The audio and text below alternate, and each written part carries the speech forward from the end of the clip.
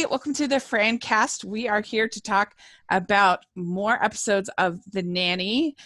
We love the show, and we have lots to talk about this week. It's going to be really fun. And I am film critic Rachel Wagner, and I'm joined by my friend Larry's here. Hi. Yes. Excited to be back. Yes. And Colleen is here.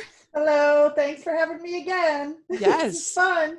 So first thing we have to talk about right away is the special event that happened in the world of The Nanny. This week, we had the live read-through of the pilot, the special pandemic event. And so, Colleen, did you get to watch this? I watched about 75% of it, if I'm being honest. It was interesting. It wasn't as exciting as I thought it would be. Yeah. I hate to say it. Yeah. Sorry. That's okay. Hey, we can keep it real here. What about you, Larry? What did you think? I thought it was fun for an event like that. I thought definitely Charles Shaughnessy was the best in shape reading while kind of getting through it. I thought he did really well. What I really liked was Nicole Tom and how into it she was. Yeah, that was cute. With her costume and her hair change and just even her face. I just liked her enthusiasm and how into it she got. But Renee Taylor stole the show for me. I thought she was so fun and so funny. Yeah. Oh, she was good, yeah. I didn't realize she's 87 years old. She looks exactly the same. I mean, it was unbelievable. Oh, my gosh, she's 87. And then, like, Daniel Davis, he sounds exactly the same. Like, his voice hasn't aged at all. Neither really has Charles's. But those two, I was like, wow, their voices particularly have just stayed exactly the same. Yeah, it's true. If you did a animated Nanny show, it wouldn't sound like, oh, that's an older version of the characters. They sound exactly the same. Yeah. And then Anne Hampton Callaway, she killed it. Singing the intro song. I was like, yes, I like this live intro. Yeah. That was the highlight for me, really, was hearing her sing the theme song. That was a lot of fun, and I have no idea what she looks like, so that was kind of fun to see her. But it was fun. I enjoyed it. So I would, if they did another, I'd watch another one. Why not? Yeah, I think I need to watch. I think what happened was I only watched like 3/4 of it because I couldn't watch it all at one sitting. I was trying to do it between other stuff, and I think that's what threw me off. And I feel like I need to watch it at one sitting. I think that'll be better. The most jarring thing for me is that Lauren Lane looks different in a good way.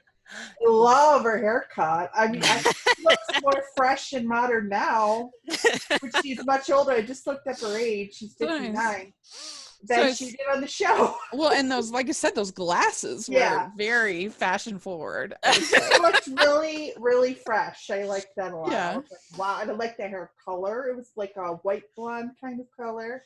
I thought she looked great. And that was fun. Yeah. I loved when Nicole Tom accidentally dropped her makeshipt dress that she was trying to hold up. No, poor thing. There's like cloth that she draped over herself. But she was just like so wide-eyed the whole time. I was just like, look at her. She's just like making Maggie just like so over the top, like wide-eyed, doughy-eyed, kind of dumb. But I thought it was fun. Yeah, I laughed every time they showed her. Yeah, it was cute. It was fun. Yeah. So there we go. That was an exciting event.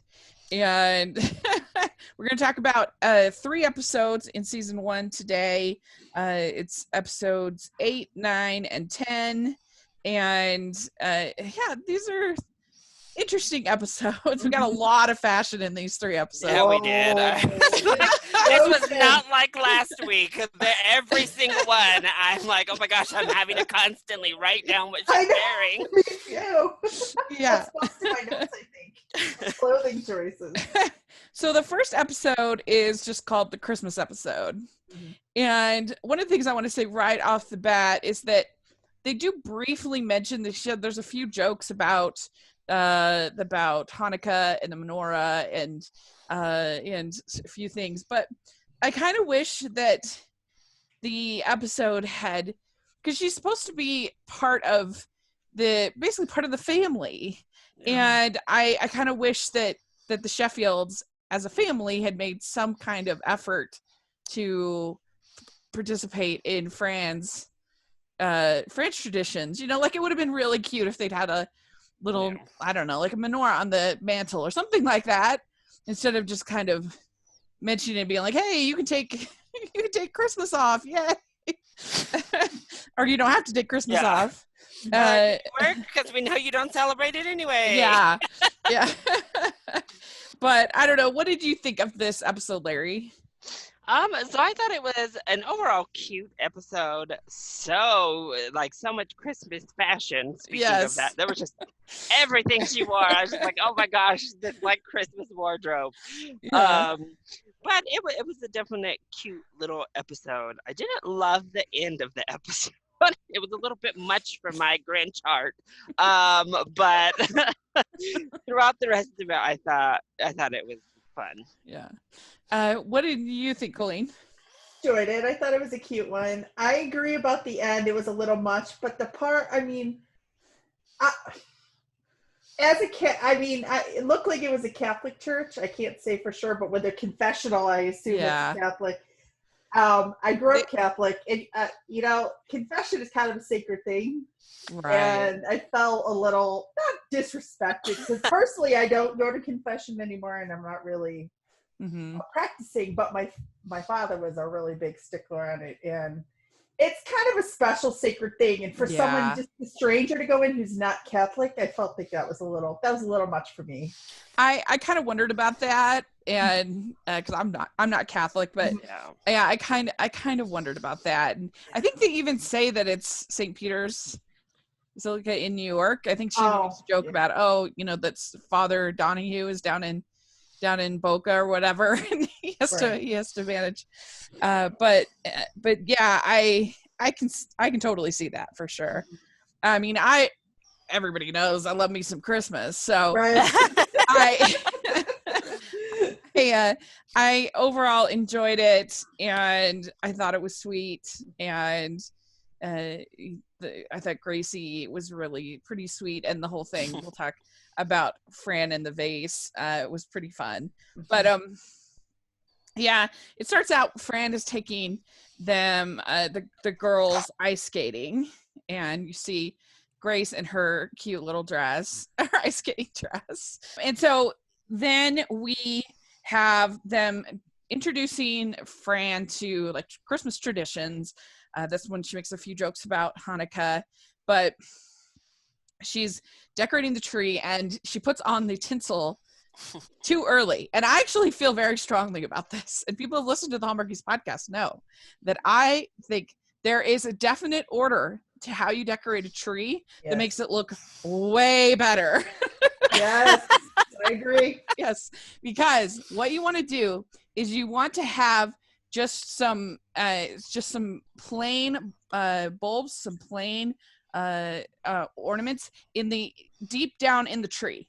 You want to reach in, you want to get it as far back as you can, and that should be your very first. Because my tree, I have silver and gold balls that I have way in the back, because toward the core of the tree, because it just makes everything look so much more lush and full and beautiful. And then you put on the next kind of level. I have these icicles, I put those on, and you wait until the very end to put on the specialty ornaments. That's the last step.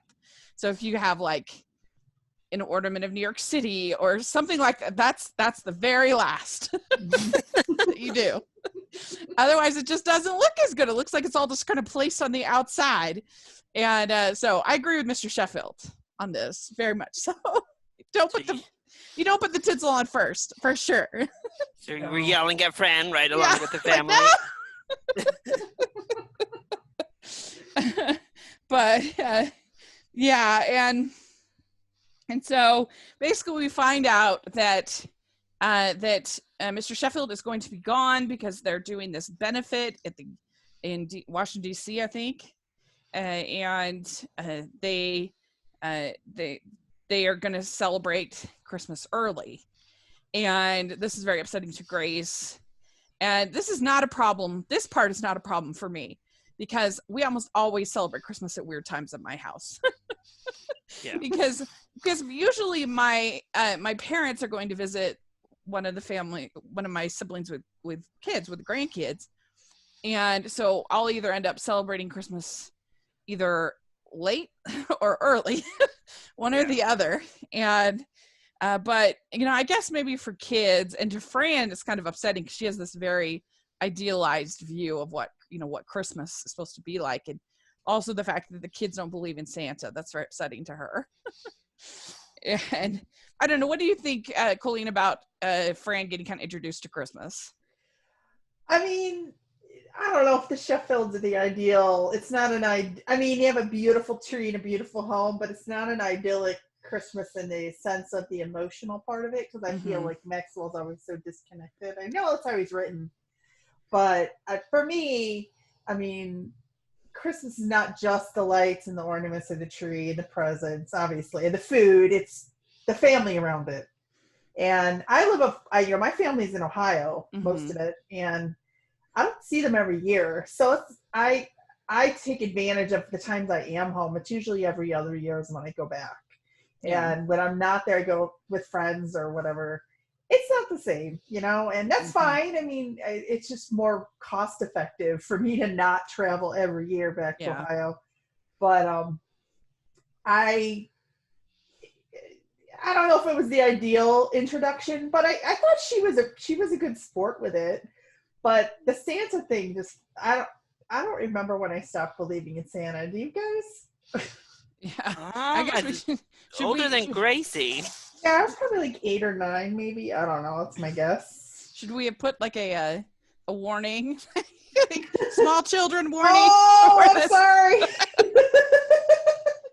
If you're a small child and you're listening, Colleen is crazy. She doesn't know what she's talking about. Also, if you're a small child. I'm sorry. I had a momentary lapse in memory. COVID is getting to my brain. We've just traumatized children across the globe during the pandemic. Terrible. I don't know. What did you think of all this this introduction to Christmas for Fran, Larry? Yeah, I also am not really. I think this is because I'm not really a big holiday person. I don't know. I don't think it's that uncommon for families to celebrate on Christmas Eve. Yeah. Especially I don't know. We used to. So I guess my case was also a little bit different growing up because I obviously had like Christmas with my grandma, and then I would go and visit my mom or my dad because they've been separated. So I kind of had 2 to 3 Christmases, depending, plus like parties and stuff. So my main Christmas would usually be with my grandma, opening presents and everything, always on Christmas Eve, and that was kind of like my home Christmas. So I don't know. I guess I just don't find it as jarring either, but especially if you're getting into it and this is like your first year celebrating Christmas, yeah, you're going to be like, what? And finding out, the kids pretty much are too grown up for all the Christmas myths and joys, and they know all about the Christmas shopper. Yeah, then there's a shopper. I like that Fran says a personal shopper is so impersonal, although not a bad career choice. Yes. That was pretty good. And so basically Fran kind of tells she tells Maxwell that you're doing Christmas all wrong, and that he needs to find gifts from the heart. And so he says, okay, I'll go over to FAO Schwartz, which is a time capsule because I don't think that even exists anymore, if I'm not mistaken. I think they're out of business. But there used to be a FAO Schwartz in San Francisco that had this, there was 2 stories of just toys. And remember I got my first Mademoiselle Neanderthal there, and it was just like the most exciting place, except for Disneyland. Oh, well, I only went to the New York one once, and I was older, so it didn't have the same meaning to me. Yeah, it was like, there's a second story. This is so exciting. You haven't seen, it's not FAO Schwartz, but I don't know if you come to the American Girl store here in LA. That is 2-story. Oh my gosh. It's amazing. Even as an adult woman without children, I'm like blown away by the American Girl store.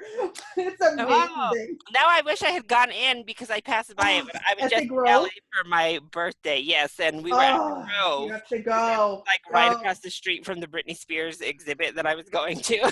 The Grove.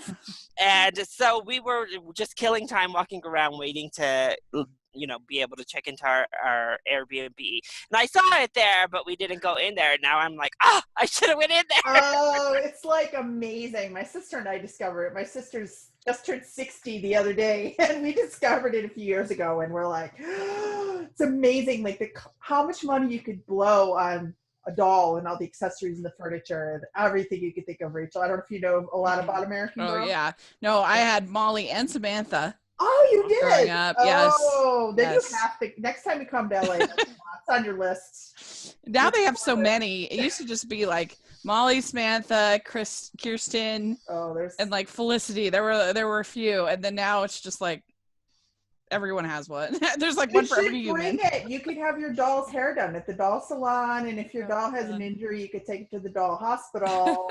They sell they sell dolls for disabled. It's really cool. Yeah. No, it is really cool. Anyway, so yeah, Gracie says, well, do you believe in Santa Claus? And Fran says, I believe in anyone that delivers. So I like that. And we find out about this whole thing with the Mr. Sheffield gives these Christmas bonuses. And so Niles is super being extra attentive, I'll say, during that, and he kind of resents Christmas because it means all the more work for him, and he even says, "Can I convert?" at one point, and so Fran is running low on money, and she gets the presents that she gets for everybody, she writes them on bad checks. So that's kind of I feel like a bit of a thing from the past. Yes, definitely. Because nobody uses checks anymore. Yeah. They have their little Christmas, and I did love the whole scene when Maggie gets her the present, and she's like, it was from the heart, and then Fran opens it. She's just gonna like, it's a pajama holder. What does that even mean? Why do you need a pajama holder? I definitely think we were all with Fran there. Like, what is that? Beautiful, thanks. I love it.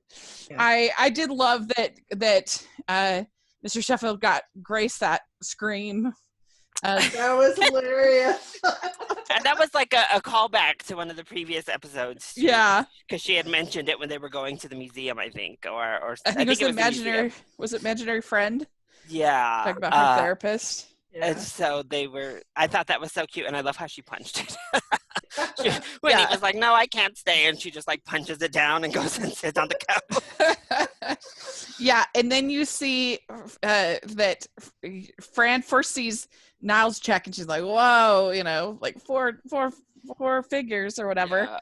Yeah. And then she gets this vase from Mr. Sheffield, and that is so funny. The way she's like looking in it to see if there's more. Yeah, like looking around. Oh, yeah, it's beautiful. Thanks. Yeah, and I do think that the whole scene with Val and Fran at the pawn shop is really funny. Mm-hmm. And we find out that Val is a plumber's daughter, evidently. and Val kind of spits it all out, and she's like, "That is why you can never find a partner for bridge."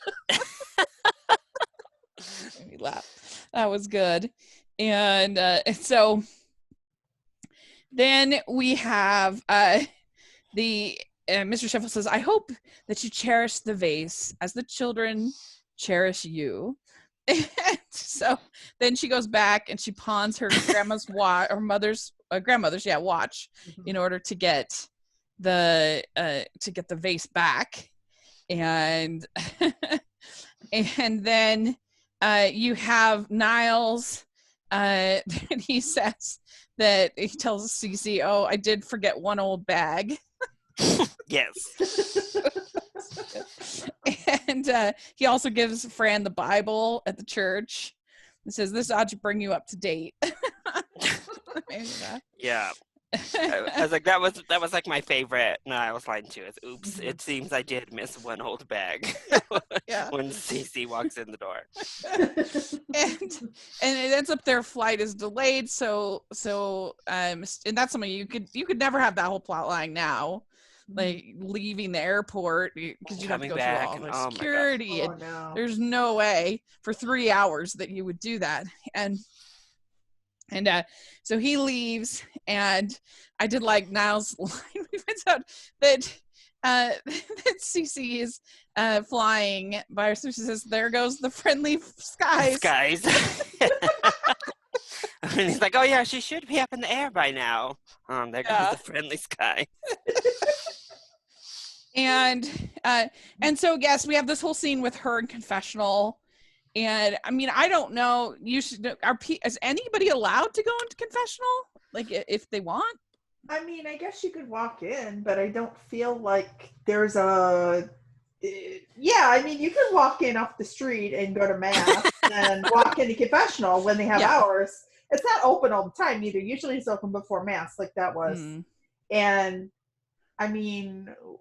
You could, but like I feel like there's a Catholic guilt. There's a guilt thing there. It's a conscience thing that would get to me. Like I'm not going to be a stranger just walking to this confessional. Yeah. And there are some prayers you kind of need to, know. Kind of should know. I mean, I don't remember them now, but right. Well, and then you have Mr. Sheffield go into the box with her, like the confessional. He goes inside too. And you could do face to face or like no screen. So you can have a screen so they don't see you, that kind of thing. It's weird. Like confession doesn't. We can have a whole podcast about confession because it's on. I stopped going after 8th grade because I was forced to do it because I went to Catholic school, and I didn't care for it. I didn't like telling God. It was an odd experience. And then you'd get chastised by certain priests, and then you hear about things that happen. I hate to say it, and not to get too gross or weird, but like. So much with the behavior of the priest is not perfect. You hear now. So I didn't like that.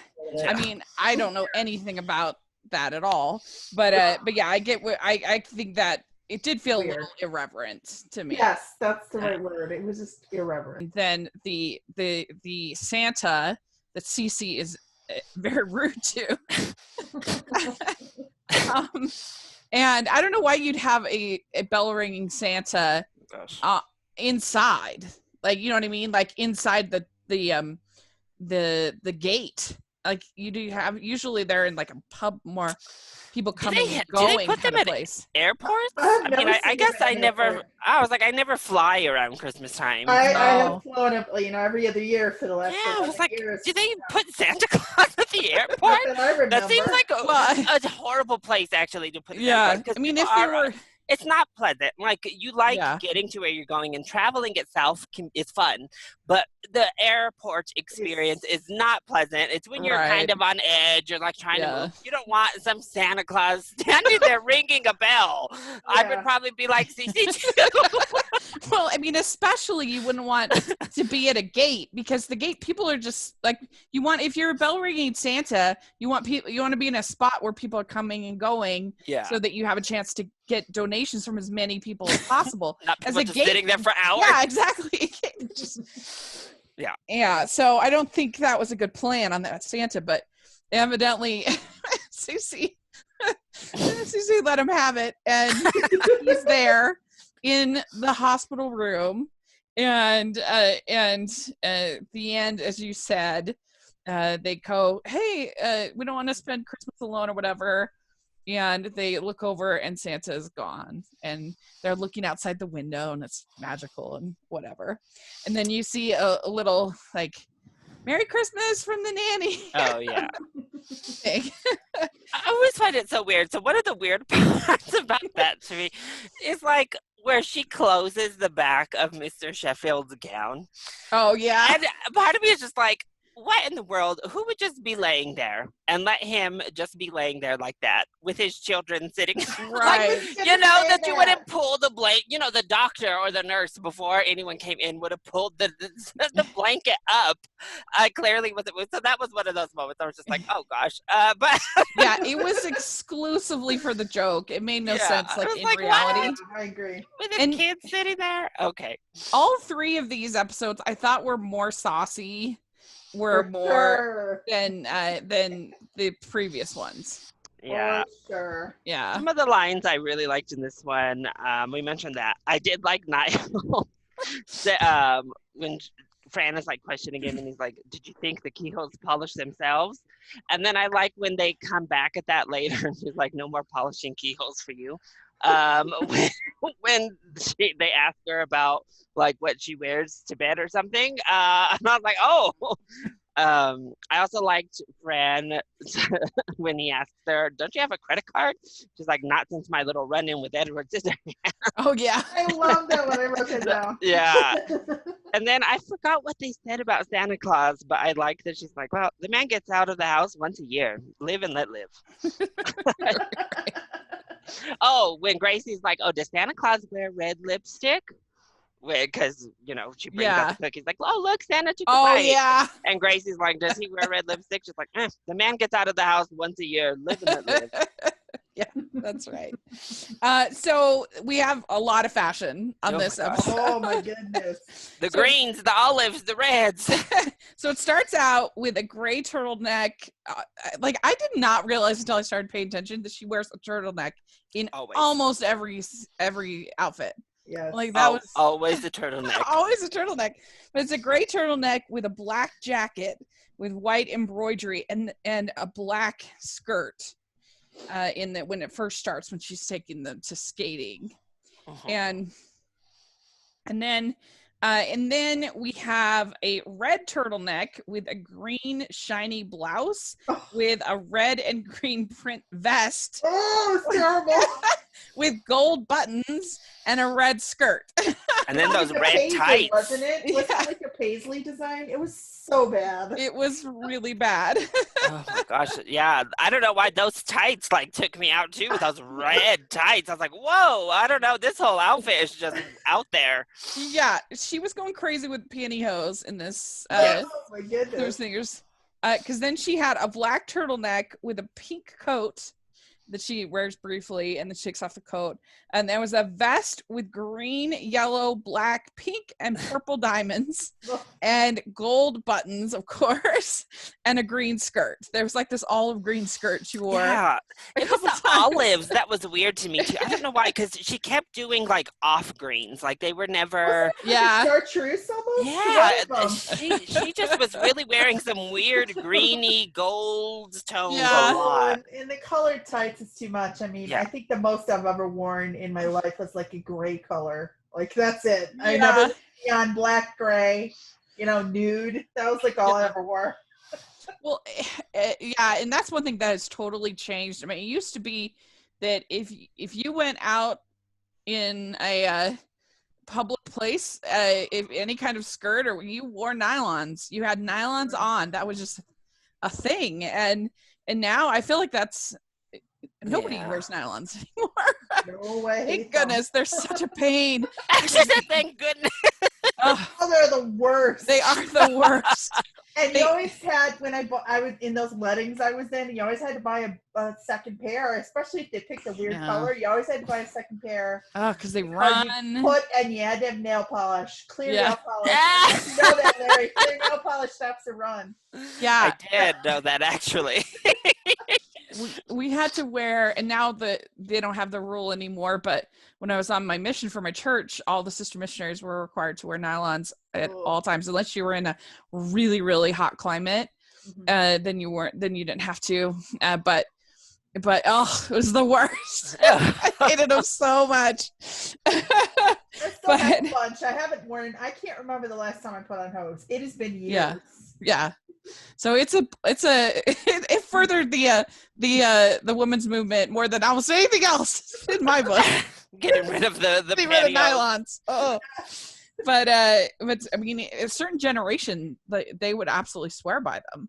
Yeah. That they, but then the weirdest one I thought actually was her weird Christmas robe. Oh, I put down Mrs. Claus robe.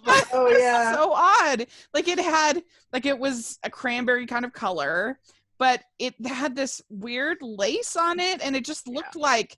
What did we all of a sudden? Are we in Downton Abbey or something? What is going on with this weird robe? Yes, it was so strange. Yeah. It was over the top, but I actually really liked that big poofy red coat she wore to the the pawn shop. I was like, oh, I like this big old coat. Yeah, that I like. Some of the coats are okay. Yeah, the overcoats, the under. Not so much. Well, when she takes them off, that's when it's like, because there's another coat in the 11th or the 10th episode I really like too. But sometimes I'm like, ooh. Oh, and there's one coming down, way coming down with this orange, giant orange faux fur coat that I remember Cece saying this, somebody have to kill a Muppet. Yeah. But yeah, the next one was she has this white shirt with this like kind of lace, sort of. It's sort of fluffy. It's a puffy shirt kind of. Yeah. But there's this lace and then red skirt and then this giant red fur coat. And then she also had a weird purse. I usually don't notice her purse, but it looked sort of like an antique. Yeah, like a pocketbook, like my grandmother used to use, with the snaps at the top, right? And the hand. Did it have snaps, or did it have a fold over? Anyway. I think it had snaps. Yeah, my grandmother had something like that. It like clicked together, I think. And she's in the pawn shop with this giant. And then she had that like red and green jacket sweater thing with like the sleeves being green and I didn't know exactly how to describe that. I wrote down a white shirt. It's the same, I think, white shirt with the lace, and it was a little bit more of a lacy version of the pirate shirts she wears. Yeah. And then it had I just said a red bodice with gold buttons, of course. You gotta have gold. Ugh. And then red skirt and green velvet sleeves. It was with green pantyhose. It was very odd. I was like, wow, she really swung for the Christmas theme this whole episode, but very few actually really worked out. Yep. And so she ends up getting her bonus after all from Mr. Sheffield, so it's all good. And so this one, I would probably give it like a 6. Yeah. It was fun enough. It was fine. Yeah, that's a good score. 6.5. Okay, so next is called Personal Business. And so this one, I was curious. So we've got this, they're trying to cast this soap opera actor, Brock Storm. And I know. But I was curious what you guys think is the sort of modern equivalent of a soap opera actor. Because yes, we have some soap operas, but they're way less of a fandom now than you're right. The 90s. It's like I very vaguely still know what's going on in Days of Our Lives. Right. Thanks to So my you grandmother. know that actor, right? You know that actor, don't you? I don't. Oh, do you know that actor, Larry? We can talk about him. Yeah, I knew him from General Hospital, but I also knew he was on Days. Yeah, he was on Days of Our Lives. Oh, really? Yeah, we'll talk about him. Yeah, we'll talk about him when the time That's funny. Yeah, I don't know. Maybe like, I would definitely say probably more of a I don't know, because even like I don't know, like a McDreamy type, like with someone off of a show like that, maybe like a Grey's Anatomy or something. Yeah, I guess. And even that has lost its steam. So I'm trying to think of like what's going right now. I mean, I don't even know on streaming what would be an equivalent. Like I initially thought somebody on reality TV, but even that maybe feels a little more like 2005, 2000. You know, like when. But because I mean, the people. Because the streaming is all really young. Like, you know, I would think those is like the teen heartthrobs and stuff. Right, yeah. I can't think of anybody right off the top of my head that is really big name. Yeah, it's true that I think maybe now it would be sort of a nostalgic kind of person. You know what I mean? Yeah. Like a Jonas Brother or somebody like that. I don't know. But I mean... Yeah, that was my initial thought, was somebody on a reality TV, like The Bachelor or something like that, maybe. Yeah, maybe The Bachelor, because they do, you know, they are touted up as like, you know, these dreamy guys, and they do get ratings still. The Bachelorette too, but I feel like The Bachelor more so because again, it's a high female audience, so they're not watching The Bachelorette like swooning over The Bachelorette necessarily as they are with The Bachelor. Yeah. So they're trying to get this star of the soap opera to come, and I did think that it was really funny, sort of all the commentary about the soap opera as they're watching it. You know, that you've got like the there's like, well, she's obviously pregnant, and he's like, he's been in a coma, you know. I don't know, that I thought that was all pretty funny. Yes, because it's so like, it's true, like that's how, I don't know, I stopped watching soaps about 5 years ago, but it was like that most of my watching days. Some crazy stuff went down. Yeah, I had a brief period where I can't even remember which show it was, where my friend got me into watching this insane storyline of this, where a woman had been cloned. Well, no, she had been lost at sea, and so then her husband cloned her, and then she returns and like faces off against the clone, and that was pretty fun. I like that.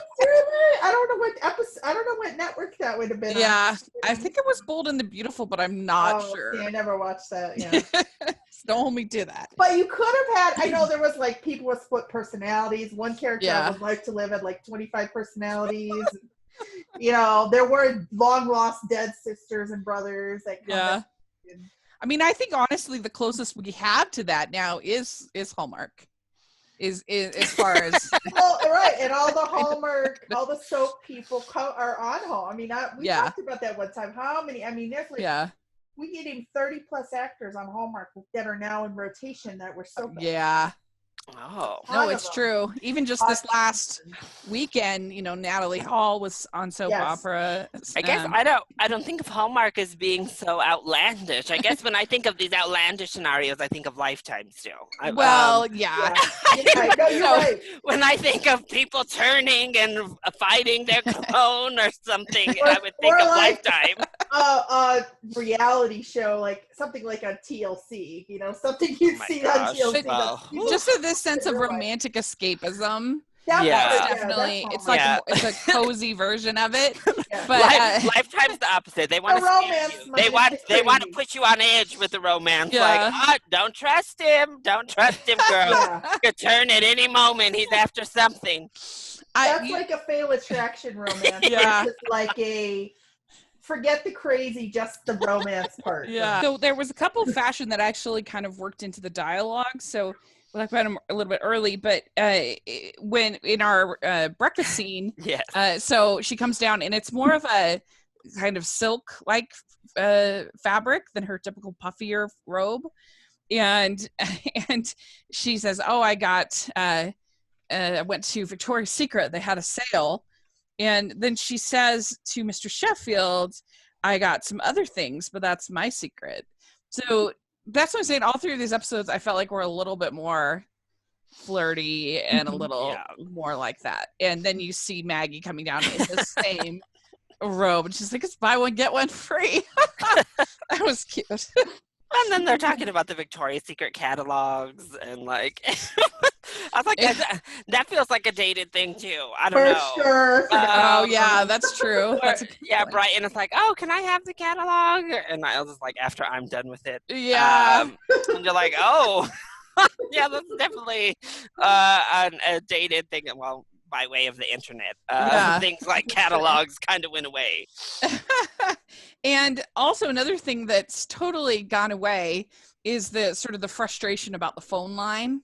Oh, yes. You know, we just don't have that anymore. And because Val's calling in, he's waiting for a phone call for Osaka. And there's lots of things in the episode about that do you get free mileage on your long distance? Yeah. And that's just something that kids today, to sound 150, they would not understand at all, because there is no long distance. Like, it's all part of your plan. And there's no call waiting. I mean, who has a landline? I don't know. Maybe you know. But then call waiting was the worst. I was so bad at it. I'd be clicking, and it seemed like it. I don't know. I was terrible at that. And yeah, I mean, because I remember it was a big deal if you called long distance. It had to be for something pretty. It had to be for either special occasion or a birthday or something like that. But because my grandparents lived in California, and so and we were in Maryland, and so I don't know, it just wasn't the everyday thing that you just now you wouldn't even give it a second thought to call California from Maryland. It's just, no, and when you even go abroad, like when I went to London 2 years ago, you can even now just pay for an international plan, and I could call anyone in the US without paying for the call. Like I paid my flat fee. Right, exactly. So it's so different. Another thing I thought was interesting, so they have a whole scene in the office, and she's wearing probably one of her most iconic outfits that we saw it briefly in the pilot, but I don't think, I could be wrong, but I don't think in the pilot she's wearing the beret. No, I don't think so. I don't think so. And so it's the black suit with the leopard print. I think I always get leopard and cheetah mixed up. Yeah, I think it's leopard print. And I thought it was interesting that Cece says, oh, how PC of you, because it's a faux fur. And I don't know why I was like, oh, was that a thing? It's been going out longer than we thought. Yeah.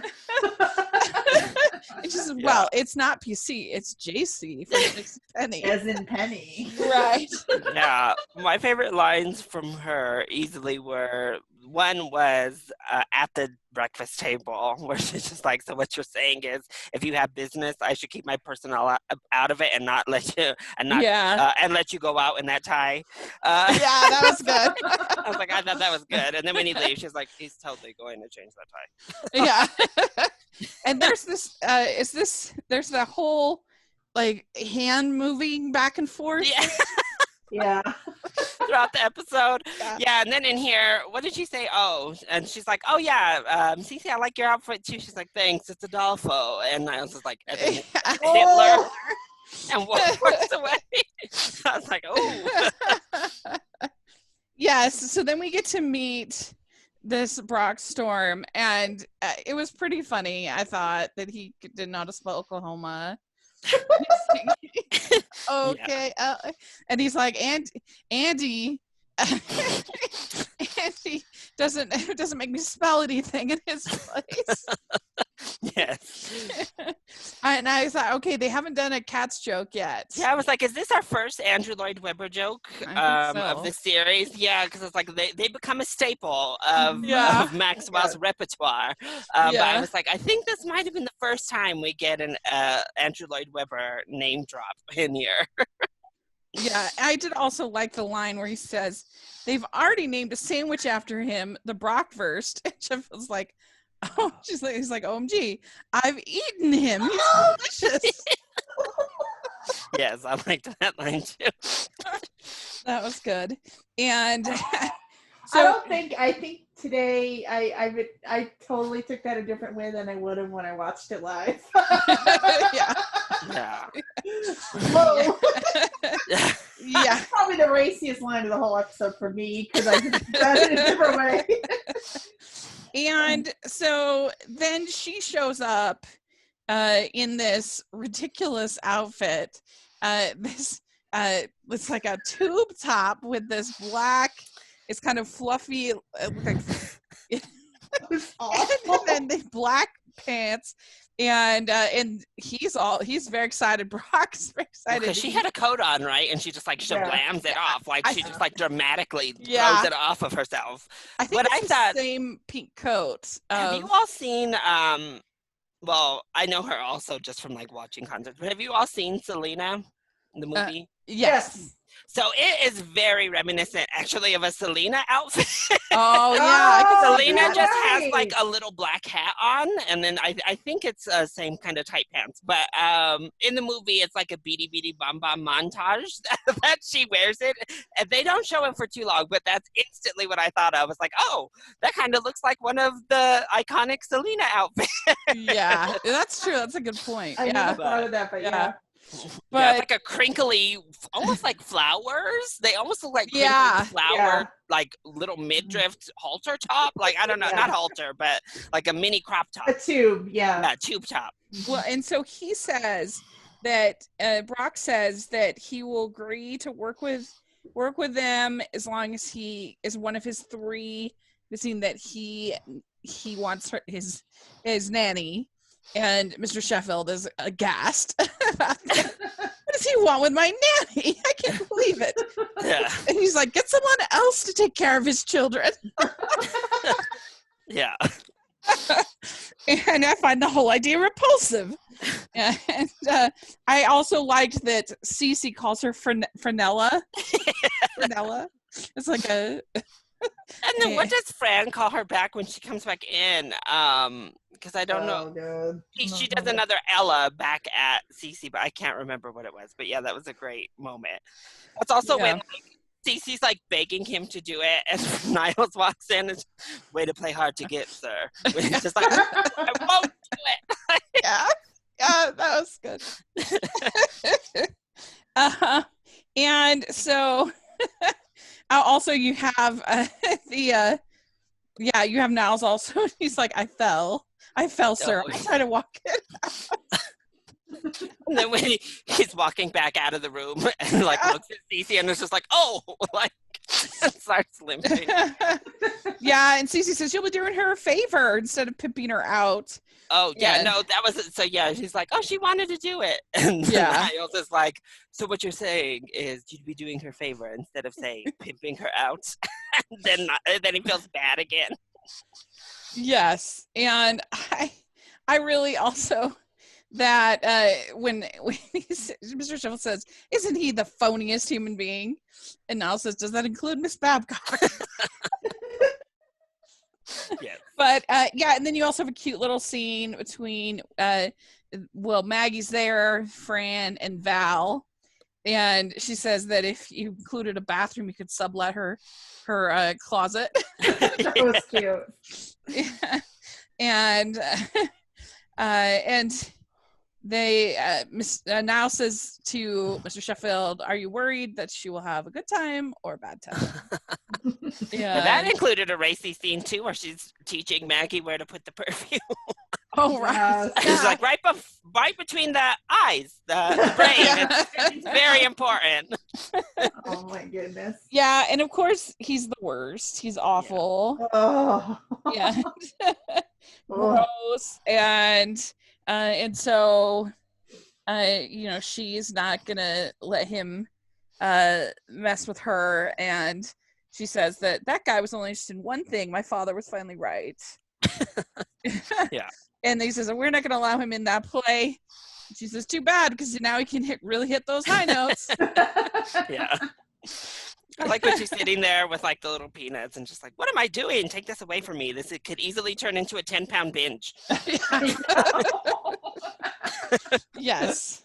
So, yeah, the fashion in this one, you had the robe at the beginning. Then there was a black suit with leopard. Oh, we already talked about that. Print. So you have, and then the tube top, and then you had a brief scene where she's in jeans with a, it's a colored diamond blouse with the black vest. Yes.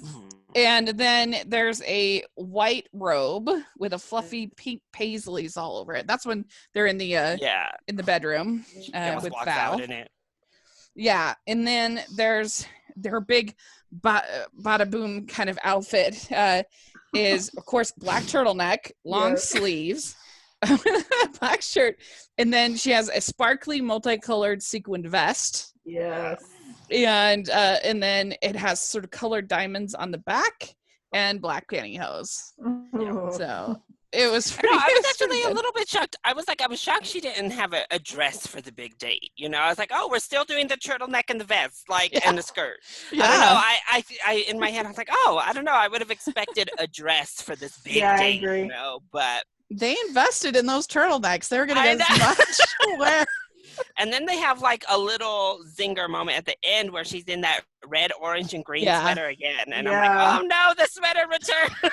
that sweater has returned. At least it's not the vegetable sweater. Oh my gosh. Well, she has another really weird coat in the next episode that I was like, what is that coat? But yeah. So Rachel, that actor, so he was on Days of Our Lives. Oh, that's so funny. And he was on General Hospital. And the whole thing with the patch, his name was Patch on Days of Our Lives. Yeah, I was like, he's like an evil twin, like Patch. Yeah. He has an evil twin in Days of Our Lives. Oh, God, yeah. But he was in The Young and the Restless, General Hospital, Days of Our Lives. So he's just been like a perennial a soap actor. Yeah. He was a fabulous villain on General Hospital for a few years. I would probably give this one probably a 6 as well. Yeah, I was thinking like maybe a 5.5. Yeah, 5.5. I'll do 5.5.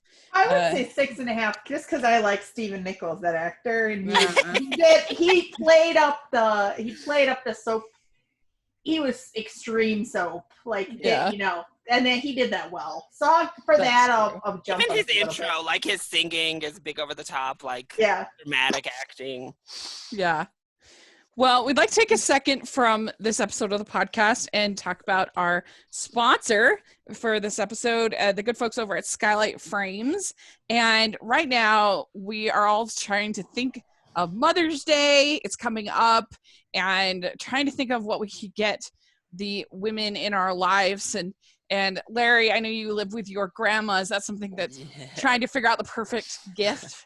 Certainly. When you're raised by your grandma, sometimes you have to think double for Mother's Day, and just trying to think of the perfect thing to get her this year, because shopping options are limited.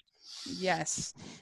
And staying in touch, it can be difficult, especially for people that maybe aren't as technologically savvy as some of the other younger people. And a really easy way to do that is with Skylight Frames. This is a photo frame you can email photos directly to. So you don't have to, there's no USB, there's no complicated process for uploading the photos. People can literally be at a site or they can be in quarantine. They can be anywhere. They can take a photo, they can email it right to the frame. People can be looking and see their photo there. So it's a really fun idea. And it's a way that you can, because my family, we have people all over the world. My sisters are in England, and then I have a brother in Portland and a sister in Virginia. And so I gave my Skylight Frame to my parents, and it's been really great for them to be able to get those photos from all over the place and be able to do that in a really easy way. The whole thing sets up in under 60 seconds. It's really, even for the non-tech savvy, it's very simple. And it has a touchscreen. It's just very easy to use. 100% satisfaction guarantee.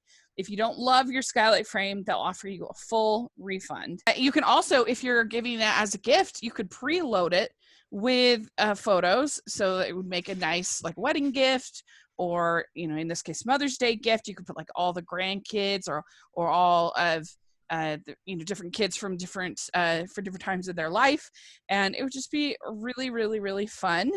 And there's a special holiday offer. You can get $10 off your purchase of a Skylight Frame when you go to skylightframe.com/Hallmark and enter code Hallmark. That's skylightframe.com/Hallmark. Enter code Hallmark. Okay, our last episode is called The Nanny-in-Law, and this whole episode is about Mr. Sheffield's nanny coming to play visit, and it's played by Cloris Leachman, who's a legend, of course. Mary Tyler Moore Show is where I know her the best, and she was amazing. But I don't know, what did you think about this episode overall, Larry? So I thought Cloris Leachman was the funniest part of the episode. Yeah. She had like the best lines to me. I thought she was really funny. I thought it was a fun episode just because of her, basically. Mm-hmm. What do you think, Colleen? I agree. It was my least favorite of the three this week. Yeah. But I did think she was good she was definitely the highlight. And her accent was very good, and her looks and the way she was reprimanding Fran and all that stuff. It was good. That was funny. Yeah, this one's not my favorite. I don't know. I guess I just didn't think that many of the jokes really landed. I mean, there were a lot of things that they kind of put out there, like the relationship between Niles and the nanny. I didn't really think that was very funny.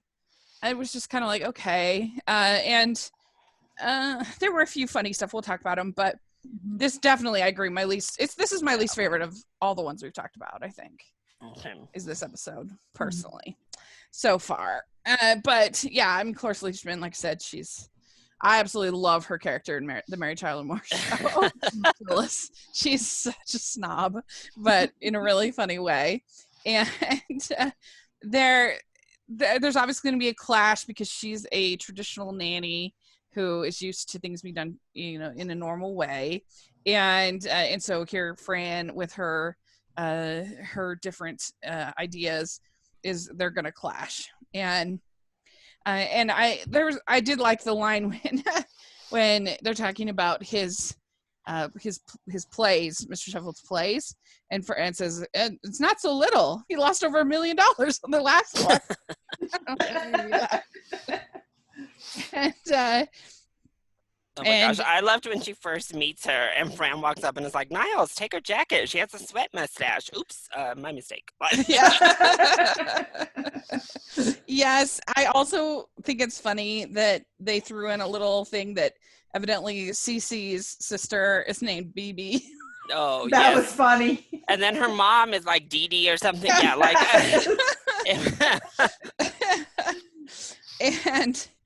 And then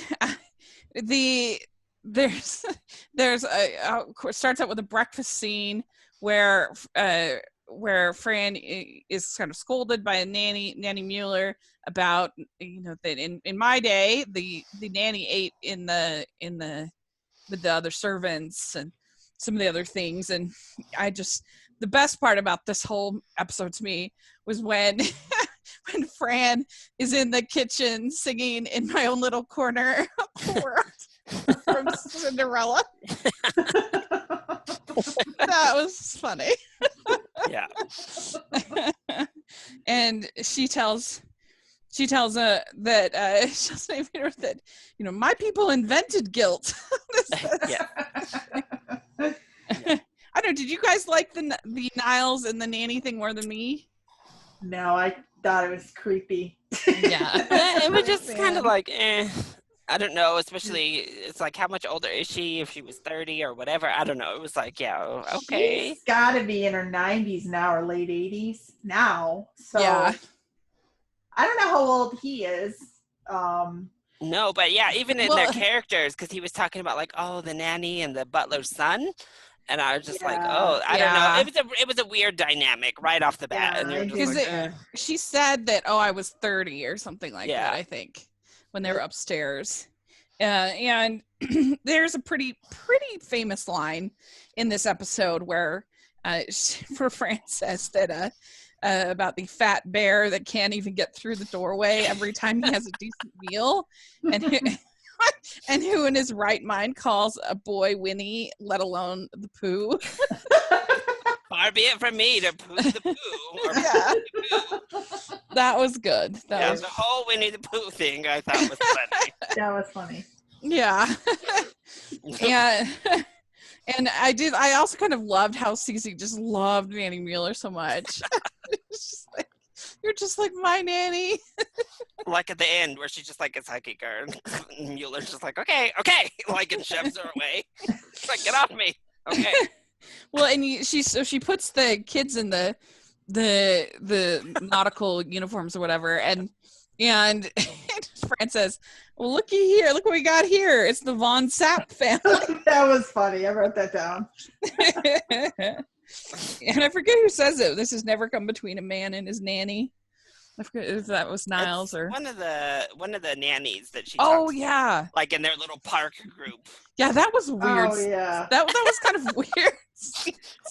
Yeah, but she's like, oh, they want me to wear a uniform, and they all open up their jackets Yeah. for their uniforms. Well, and the one is like, I found Jeffrey with the or whatever with, and Fran's like, can we make it about me this time?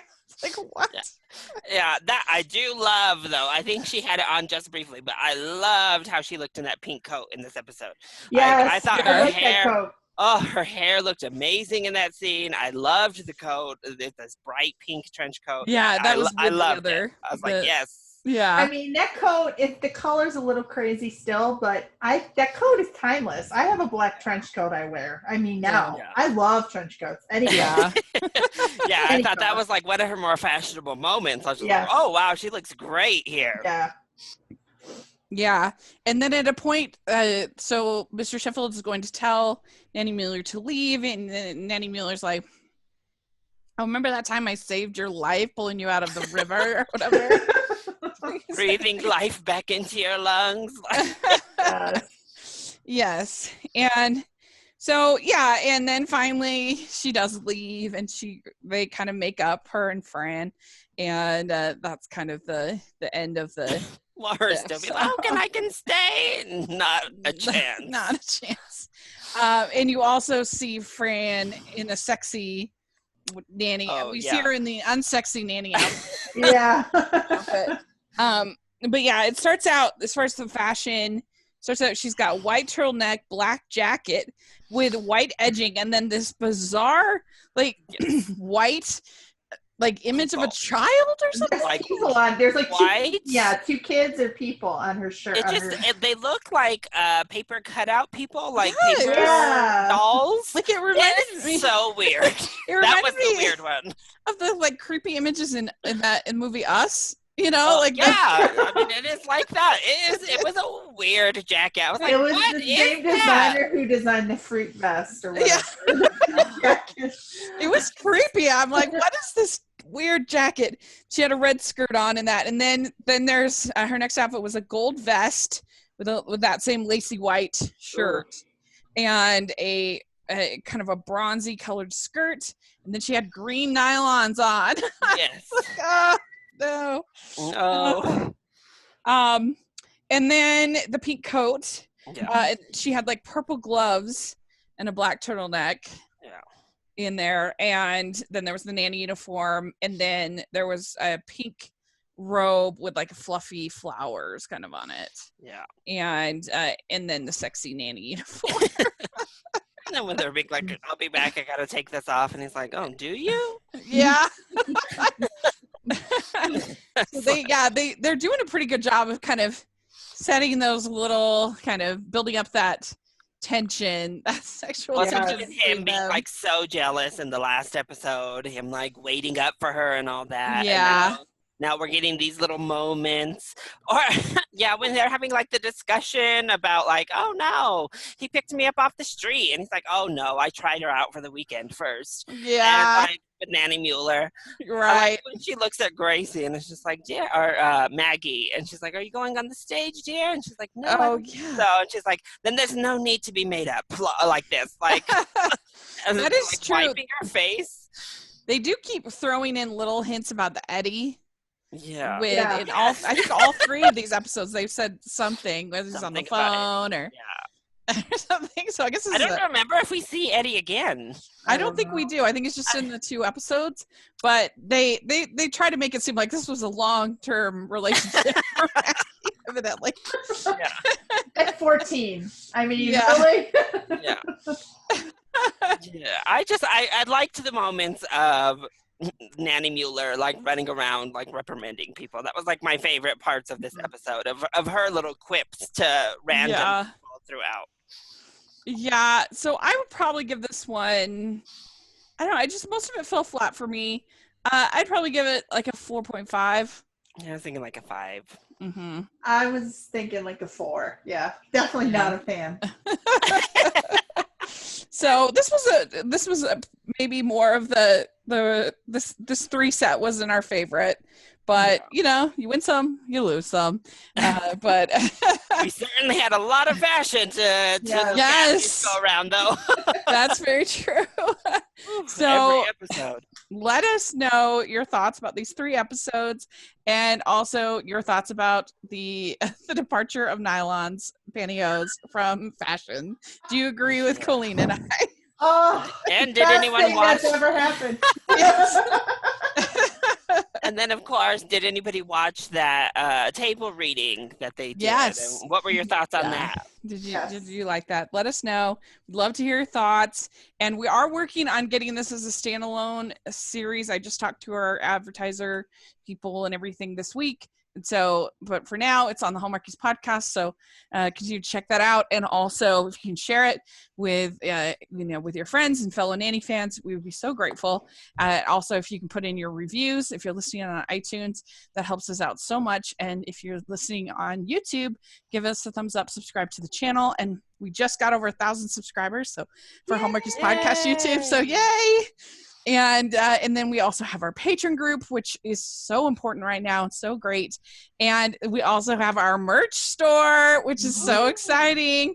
And so, Larry, why don't you tell us a little bit about your merch? And also, you can tell us where people can find you. Yeah, so I just uploaded a video last week on my channel, LC Screen Talk on YouTube, and also put up pictures on my Instagram and Twitter, which are both LC Screen Talk as well, of the shirt I bought, the Francast. I decided that I thought red was an appropriate color because you get to select your color if you've never been over there. And yeah, I love it. I think the design really pops against the red, personally. Yeah. Oh, I'm so glad. And this artist Jessica Miller designed the logo, which I love it so much. Great. And it's so cute. Yeah. And so, Colleen, where can people find you? I am on Instagram and Twitter at Lele44094. LELE44094. Great. And you can find me at Rachel's Reviews, all of our social media, iTunes, YouTube, and on Rotten Tomatoes. So please check out all of that. And again, give us your feedback. We would love to hear it. And thanks so much, you guys. And we'll talk again next week. Bye, everybody. Bye. Bye.